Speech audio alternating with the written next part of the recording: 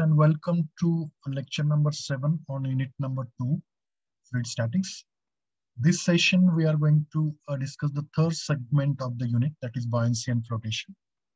The contents of the units: first of all we'll discuss what is buoyancy, then what is Archimedes principle, then principle of flotation, then what is the metacenter and metacentric height, and how to determine the metacentric height, that is analytical approach we are going to discuss. The experimental approach we will discuss in the experiment. So buoyancy, it is the tendency of the body to be lifted up in a fluid against the action of gravity. That is known as buoyancy. Now you can see if we immerse this particular rubber ball in the water, it immediately jumped up, and that because of the force which tends to lift it up, that is called as a buoyant force. Okay, so this tendency of the body to be lifted up in a fluid against the action of gravity, that is called as a buoyancy.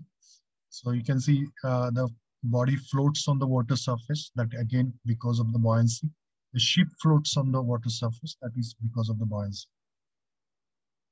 Then the point of application of buoyant force, that is known as the center of buoyancy. So you can see where this particular buoyant force act, that is called as the center of buoyancy. Where this weight of the body act, that is called as the center of gravity. So you can see the center of buoyancy is nothing but center of immersed portion. So this much portion is immersed. So that's why it is the center of immersed portion. So it is the center of this, if this body is uniform, it is the center of this immersed portion. So exactly the center of this. Center of gravity is the center of the entire, if the body is uniform, provided it is, because it is a mass center of gravity. It is the center of, if it is the weight is uniformly distributed, then it is the center of this particular rectangle here.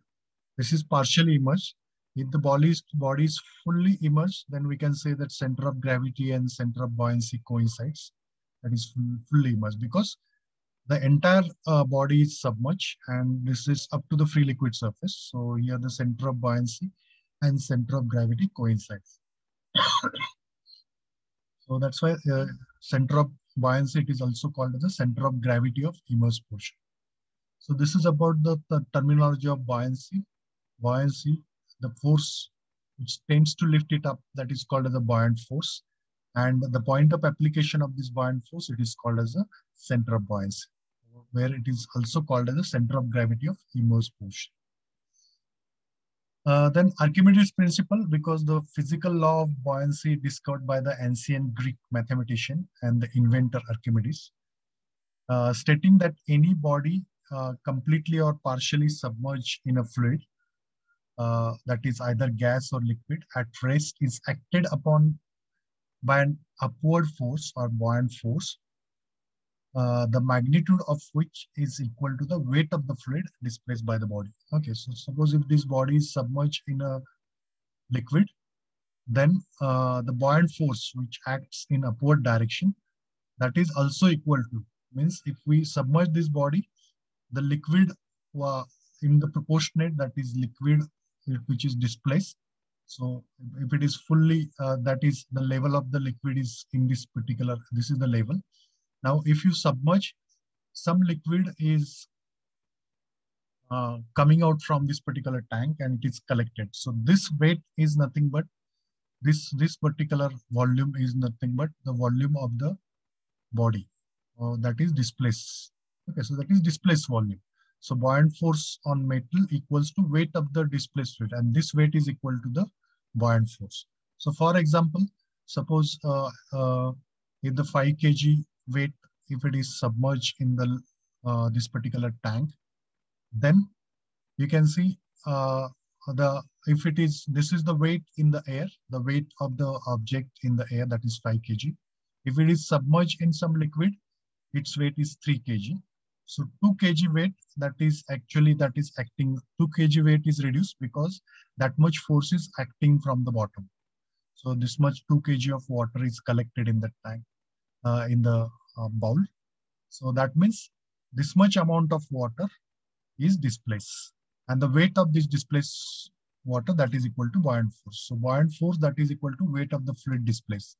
So where Fb is buoyant force, gamma is specific weight of the fluid, and V is the volume submerged. So the entire volume is submerged. So that is 2 kg. That is actually the buoyant force. So the total weight is reduced by 2 kg. So the total weight of this particular object in the air is 5 kg. If it is submerged in the object, it becomes 3 kg. Because the 2 kg force is acting on this particular object in the upward direction. So 2 kg is reduced. So this is an interpretation of Archimedes principle. That is, the weight of the displaced portion of the fluid is equivalent to the magnitude of buoyant force. So the magnitude of buoyant force is obtained using Archimedes principle, which states that when the body is submerged in a fluid, either fully or either partially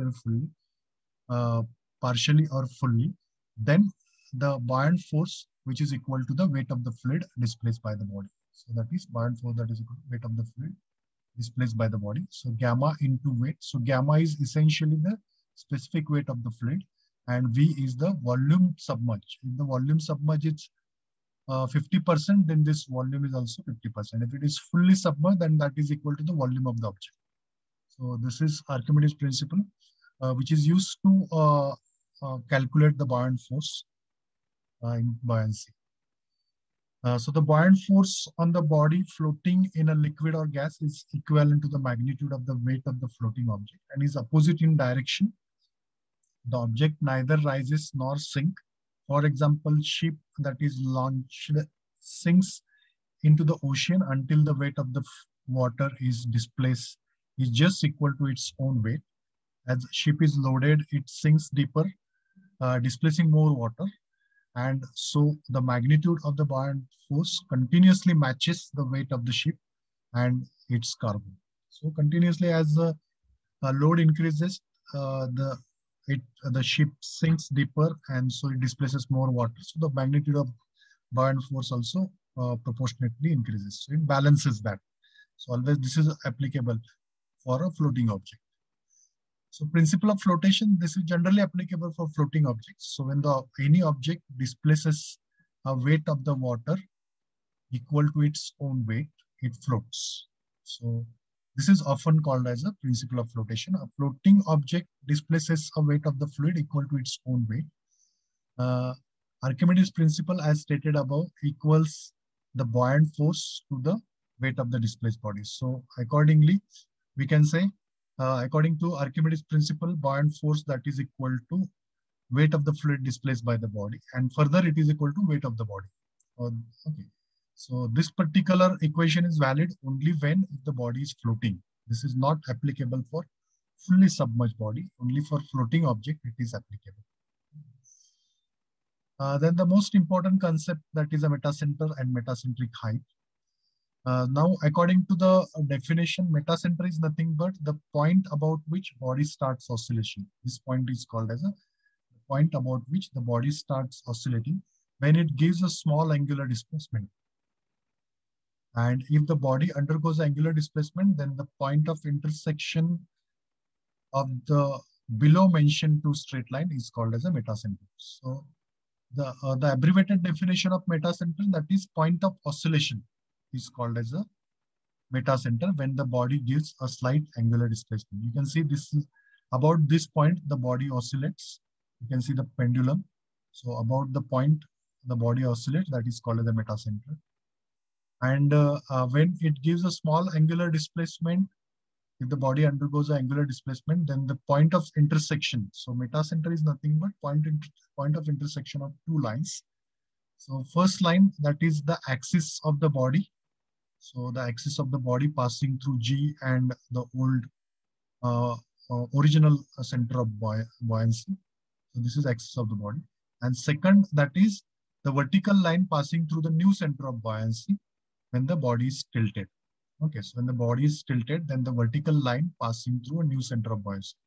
So the intersection of these two lines, that is called as a metacenter. So this is called as a metacenter. So metacenter can be defined as in two ways: the point of oscillation, the point about which the body start oscillation, that is called as a metacenter, or it is also called as a the point of intersection of the axis of the body and the vertical line passing through new center of buoyancy. That is called as a metacenter. So metacenter plays a very important role in the stability of the body. Especially the metacentric height is nothing but the distance between the center of gravity of the floating body and the metacenter. Again, this particular metacenter is only important in case of floating body. It is not applicable for submerged body. It is only applicable for floating body. And the metacentric height is nothing but the distance between G and M. That is called as a metacentric height. So for floating object, especially for this metacentric height is positive for when the body is stable. So again, there are three state of equilibrium associated with this metacenter or position of metacenter. So for stable equilibrium or stable state of equilibrium, metacenter lies above G. Suppose this is the body. If we tilt the body, then the metacenter lies above G for stable state of equilibrium. For unstable state of equilibrium, metacenter lies below G. This is unstable state of equilibrium.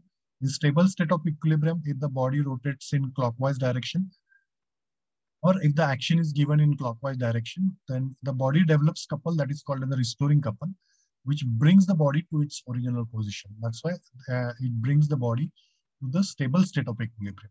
So in case of stable state of equilibrium, the restoring couple is developed. In case of unstable state of equilibrium, overturning couple develops. Overturning couple means if the body is given a slight angular displacement, then the body develops a couple which further increases angular displacement. That is called as an overturning couple. Suppose if the body is given an angular displacement theta, that is 10 degree. So the body develops couple that further increase its angular displacement, that is 10 degree to 20 degree, 30 degree, depending upon the magnitude of overturning couple. So that brings the body to unstable state of equilibrium. That's why, and this is generally happen when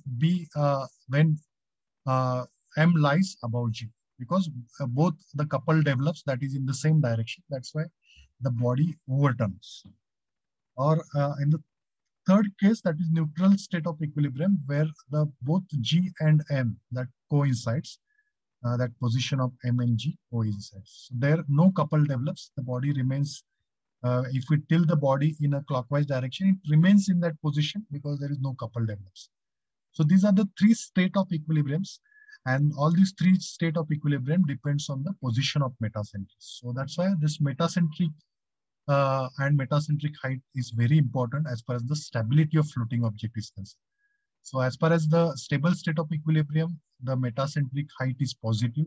For unstable state of equilibrium, the metacentric height is negative because it is downward, that is G and M. The distance is, because GM is a vector quantity, in upward direction, this GM is positive. In downward direction, GM is negative. And GM is 0 for neutral state of equilibrium. Okay, so this way we can recognize if the metacentric height comes negative, then we can say the body is in unstable state of equilibrium. If metacentric height comes positive, then we can say the body is in stable state of equilibrium. Or if metacentric height is 0, then we can say that it is neutral state of equilibrium. Also, depending upon the position of metacenter as well. So this is the point about which the body oscillates, that is called as a metacenter. These are the three states of equilibrium in case of floating objects. Now you can see the actual picture where how the body remains in stable state of equilibrium under this rough sea condition as well. And obviously this is a stable state of equilibrium because the body, if the acting couple is in this direction, body develops couple which rotates in opposite direction and brings the body to its original state. So this is the indication of stable state of equilibrium because the body develops couple in opposite direction. That's why the body remains in stable state of equilibrium. Now, in order to determine this metacentric height, because it is very much necessary that this particular concept is applicable for ship. So metacentric height may be determined by following two methods, that is analytical method and experimental method. Generally, at the design stage, analytical method is used. And after designing, when the ship is constructed, then the experimental method is adopted. That is for verification of analytical method. So both methods are essential as far as the designing of ship is concerned. So during the design, if the metacentric height comes positive, suppose some magnitude is there, then the same magnitude is verified with the help of experimental method. So today we are going to discuss, or this session we are going to discuss the analytical approach. Experimental approach we discussed during the practical session. So in the analytical method, we consider the tilted position of the floating body. So this is tilted position of the floating body as shown in figure. So this is the body. If the body is tilted in clockwise direction, obviously this method is applicable for a stable state of equilibrium. So the point B is shifted. So the vertical line passing through new center of buoyancy and the axis of the body, the point of intersection is called as M. So the M oscillates about a small angular displacement theta.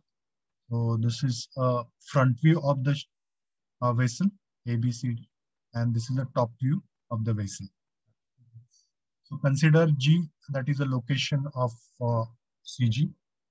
Then B is the location of center of buoyancy or buoyant force where it acts. This is original location and shifting, that is new center of buoyancy B1, that we'll see.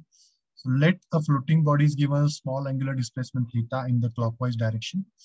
Then B1 is the new center of buoyancy. Why this new center of buoyancy is shifted towards right? Because the more portion, that is this much portion, is submerged, and the same amount of portion is coming out from this liquid. So the actually this buoyant force nothing but a center of gravity of immersed portion. So the more immersed portion is towards right, that's why the B is shifting towards right. So this is new center of buoyancy B1. Then M is the meta center, which is the point where the line of action B1 passes. So the line of action B1 passes, that is called as a meta center. And actually, as per definition, it is intersection of this vertical line passing through new center of buoyancy and the axis of the body, that is passing through G and B. So that point of intersection is called as a meta center. Then GM, that we have to determine analytical, that is called as a metacentric, right?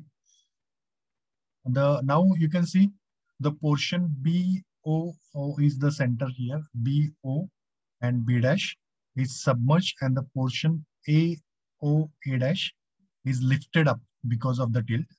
Because of this tilt, this particular wedge shape is submerged, and the equivalent amount of wedge shape that is coming out from the, or lifted out, coming out from the liquid surface. So this is the case when the body is tilted in clockwise direction. That is called as an angular displacement. Now consider an elementary wedge shape of thickness ds. Now this is a wedge. So this is a non-uniform cross-sectional wedge shape. Now in order to calculate the moment, now we consider a wedge. So we can see that small amount of the portion that is we take from, we consider in this wedge. Okay, so its thickness is dx. So this is a magnified view. So at a distance x from the top view, we can realize. So this much portion, if we consider, that is a wedge shape of thickness dx, its length, that is, we can see from the top view, that is perpendicular, that is L.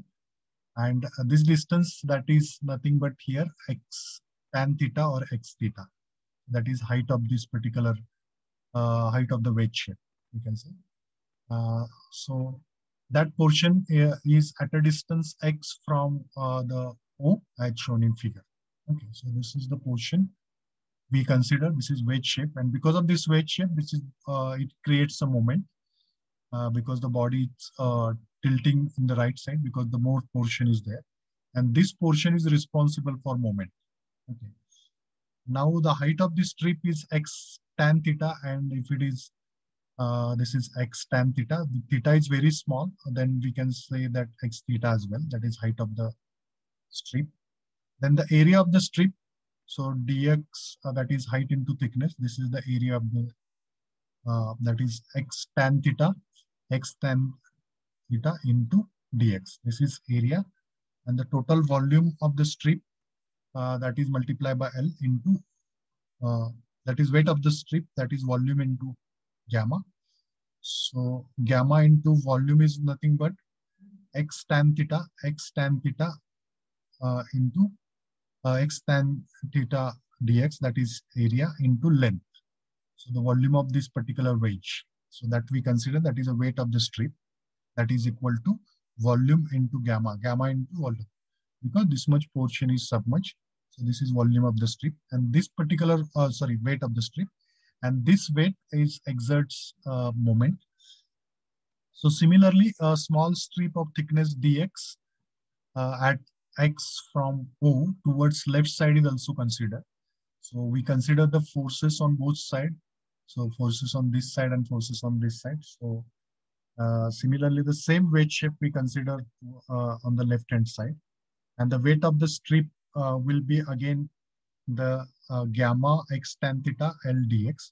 And this left and right side weight are acting equal and opposite directions.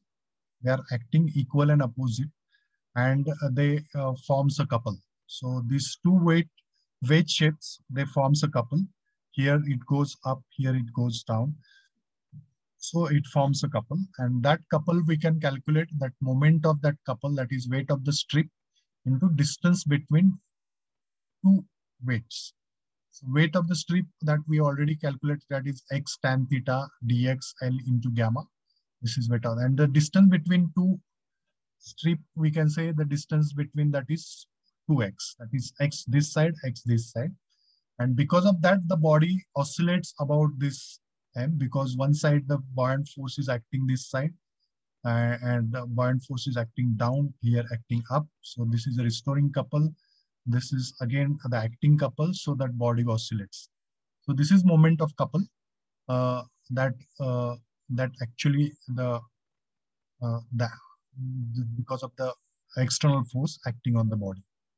This is moment of couple. If we rearrange this term, that is a gamma L tan theta, because these are the constants, into 2x. This is 2x into x, 2x square into dx. So this is moment of couple developed by this small wedge that we have seen in the diagram. And the moment of couple for the whole wedge. So for the whole wedge, that is obtained by integrating above equation. So if we integrate this equation, because this is the moment of couple developed by a small wedge, that is small wedge part of that is at a distance x from the origin.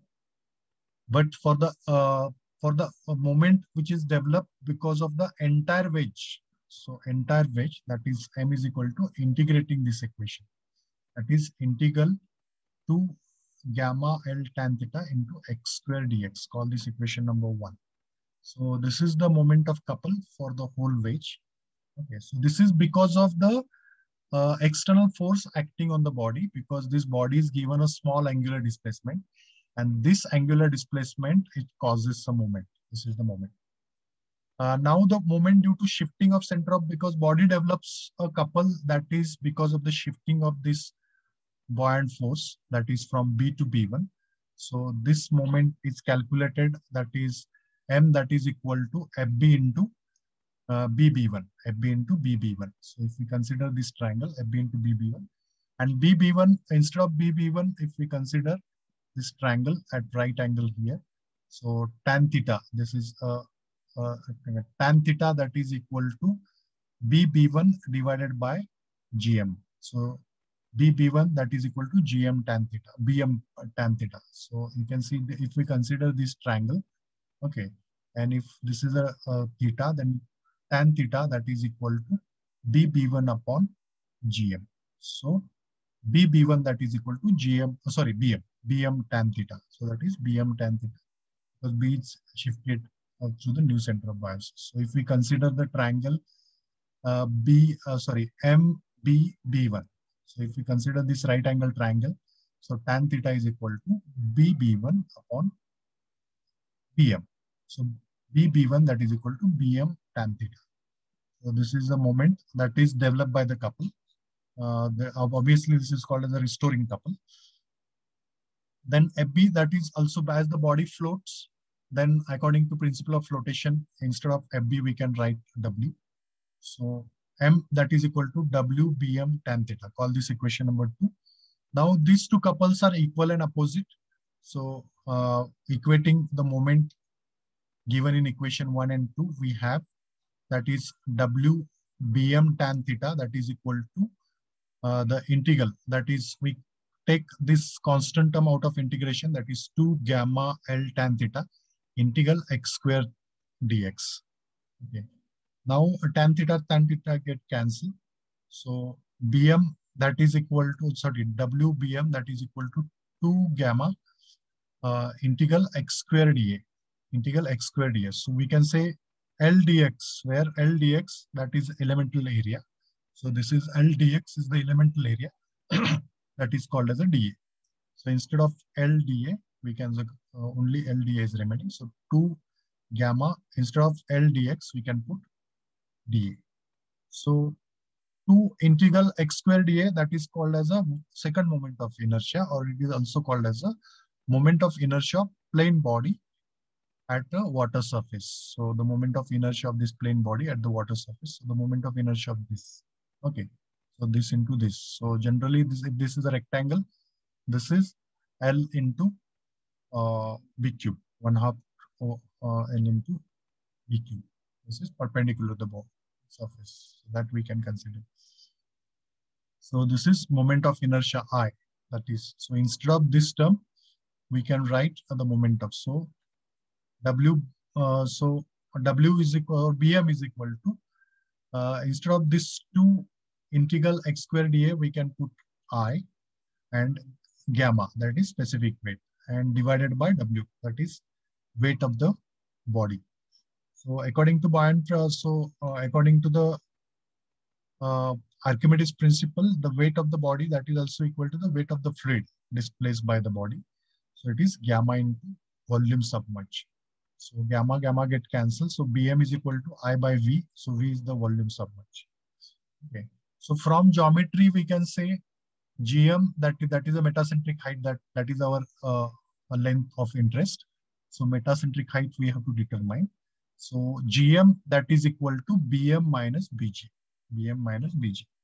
So GM is equal to, BM is nothing but I by V minus BG. So BG also we can calculate, where in numerical we'll discuss how to calculate this BG. So this is the analytical expression of determination of metacentric height, that is GM. So it depends on the moment of inertia, that is I, and volume submerged. So that is this much submerged volume we can consider, and minus some geometry, that is BG. So this metacentric height is nothing but this I is the moment of inertia of a plane of the body at the water surface. Okay, so plane of the body at the water surface. So this is the moment of inertia of the top surface. This is 1/2 12. That we can see how to calculate this moment of inertia about this longitudinal axis. So this is the expression of metacentric height, or analytical expression we can say. So this expression is generally used at the design stage. So if this metacentric height is coming less, then we can increase the moment of inertia by increasing the length or this width, we can say, or we can, because this volume was, that also we can vary depending upon the considering the weight. Okay. So mainly by changing the value of I, we can vary the GM. So it mainly depends on the size of the ship, and it depends on how much weight it carries. So depending upon the, because these are the design considerations. So depending upon the I also, we can vary. This is the analytical method. So that's it from this session. At the end of this session, you will be able to define buoyancy. Then you'll be able to state what is Archimedes principle. Even in school days, you have learned this principle. Then you will be able to state what is the principle of flotation as well. Then you will be able to derive an expression of metacentric height, how it is derived, by developing the expression of two couples, that is acting couple and reacting couple. Reacting couple is due to the buoyant force. Acting couple is due to that is external force that is obtained by the wedge angle. That's it from the session. Thank you very much.